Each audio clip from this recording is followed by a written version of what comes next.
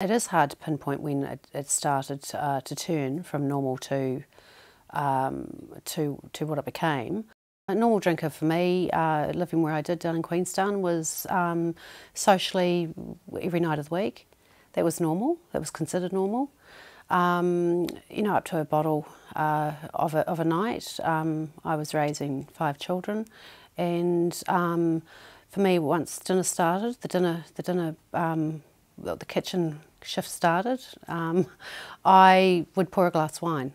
I can't really pinpoint when the change came. Early 40s, when all of a sudden I seemed to drink the same amount, but the effect was different.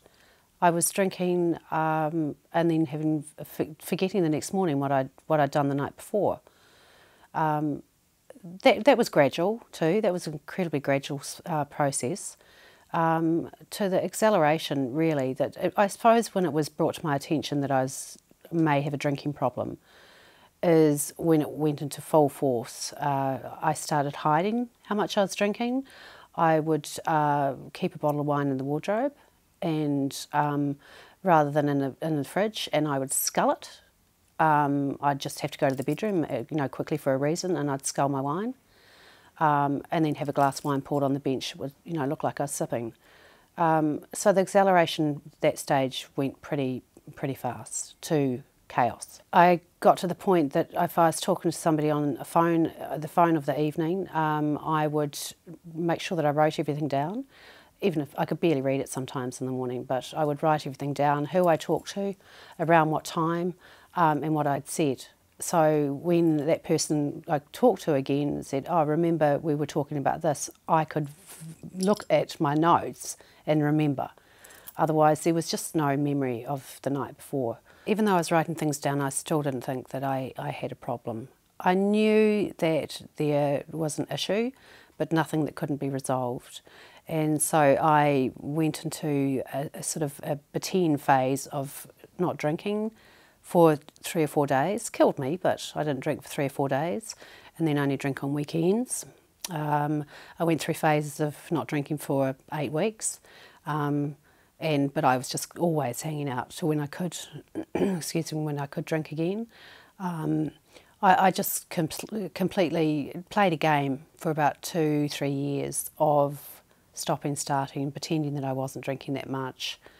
But underlying, I'd started to realise that I did have a problem. Everything that I did had to have alcohol in it.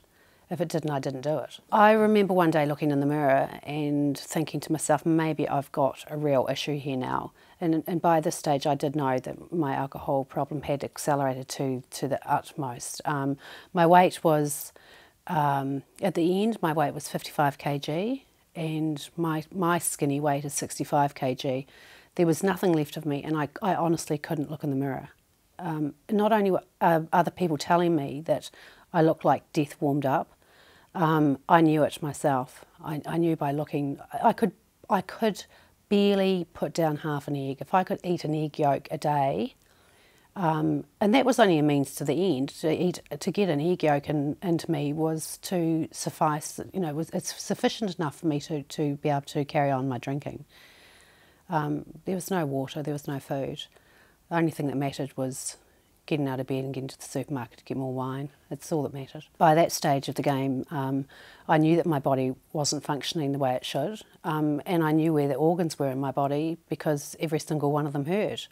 So I knew my pancreas, I knew my liver, I knew my kidneys, because it was which day was going to be the worst for which organ.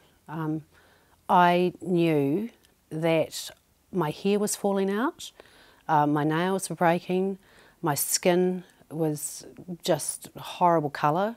I hadn't gone yellow, but I don't know how it couldn't have gone yellow because my liver results finally, once I got treatment, showed an extensive damage to my liver. So even though I'm not a vain person, I'm a proud person, but that wasn't enough for me. I knew it was bad, but it wasn't enough for me to put down that glass of wine and seek help. There were many things getting into that last 6-8 months of excess, chronic. It's not excess, it's chronic drinking. I was flying off to Rarotonga with my son Joel with my oldest boy, and we got to the departure lounge, ready to board, and I passed out. My body just gave out, and I just passed out. And the minute I came to, I saw the look on Joel's face, and he just said, you know, Mum, we're not going to Rarotonga. And it was an incredibly heartbreaking moment for me. He knew that I had a problem. He knew I had an excessive problem. But it was a moment that I do remember clearly now. It's a moment that holds me true to what I do these days. That I had to talk myself that quickly to security, saying, look, I just haven't eaten. I had a couple of glasses of wine. I'm so sorry. I'll be absolutely fine once I get on that plane. Which I did get on the plane, and we did go. And we had a lovely holiday, but tinged with his major concern by then of my drinking. By then, it had reached a peak, and he knew it, and I knew it. Treatment in the end was because I actually realised that I, in all seriousness, wasn't going to be around much longer if I carried on the way that I was. And you hear people say that, and you think, oh, things couldn't have been that bad, but they were that bad. My mind wasn't giving up on the drinking, my body was. The turning point also was my son saying to me that he couldn't take it much longer.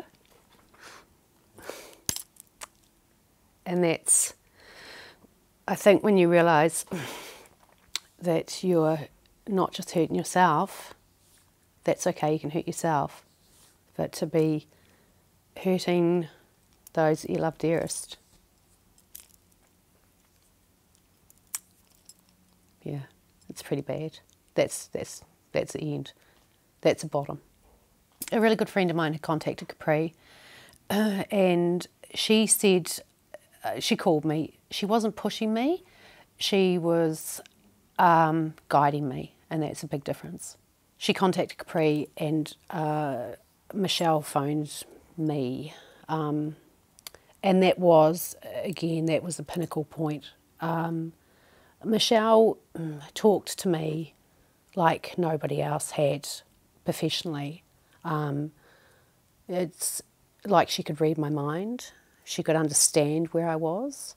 I didn't have to pretend. Of course I'd been drinking when I spoke to her, but I do clearly remember the conversation, funnily enough.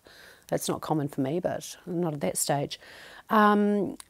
She talked to me to the point that I just knew that if I could only get to Capri, then there was light at the end of the tunnel, and that's all I saw. That's all I heard from her. That's all that mattered.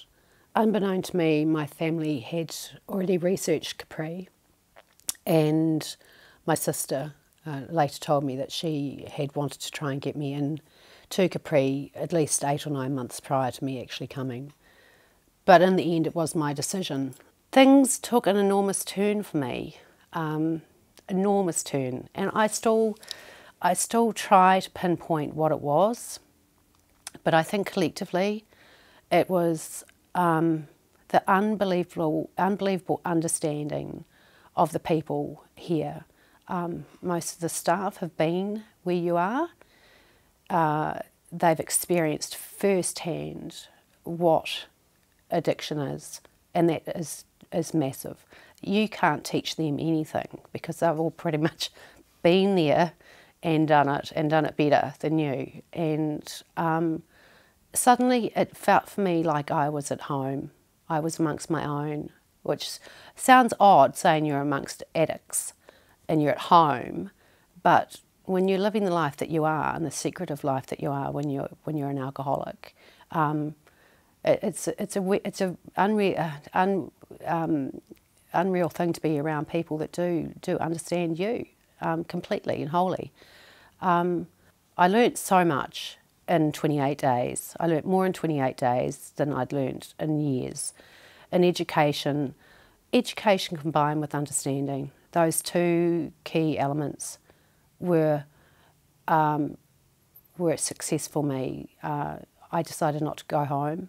I left Capri after the 28 days and I never returned home. I put my things into storage, or a dear friend did, and I stayed in Auckland, and I haven't returned home.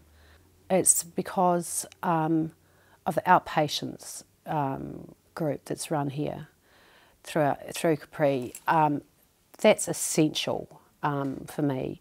Although they have them in other centres, for me, being the chronic alcoholic, I hate the word, but it's the truth of it, so it's got to be said, I needed to have the security of being able to come to Capri for outpatients, for family nights, and if I felt, and when I felt, because you certainly do, it's certainly not an easy ride, but if you don't climb, you can't. If you can't fall, you can't. If you don't climb, you won't fall. But who wants to hang around on the ground? You've got to go through everything slowly but surely afterwards. So I've stayed on in Auckland, and I've stayed near Capri, and still come once a week at least. One of the counsellors in particular here, who does the outpatients, I need sometimes just to hear things that I don't know how to handle, I don't know how to deal with. And he doesn't exactly tell you, but he does guide you. And I need that still every now and again. So I'm a volunteer. I am now, as of March the 6th, which was 4 days ago, I have been a year sober. Yeah, and it's a funny thing. I say that and I celebrate it, but one thing I remember, and I won't forget this either. There's certain things you'll never forget. That time, that conversation I had with my son, saying he couldn't cope much longer. He couldn't do it much longer. The second thing is when he said to me, I had been out, I think about 60 days, and he said, "Oh, Mum, how many days is it now?" Because he was doing the counting, and you don't realise how much your family are doing the counting. I mean, you count as well. But I said, "Oh, I don't know. I think I said, well, I did know actually. I said, oh, I don't know, but I think it's around 62 days." And he was just, "You're kidding me. It's been 62 days since you've had a drink, and you haven't had a drink in those 62 days." And I was like, "No."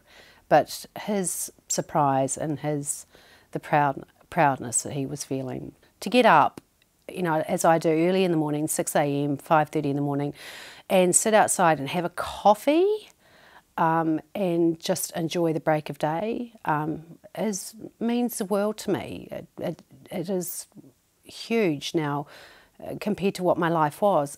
Life on the other side is just beautiful compared to life as what it was.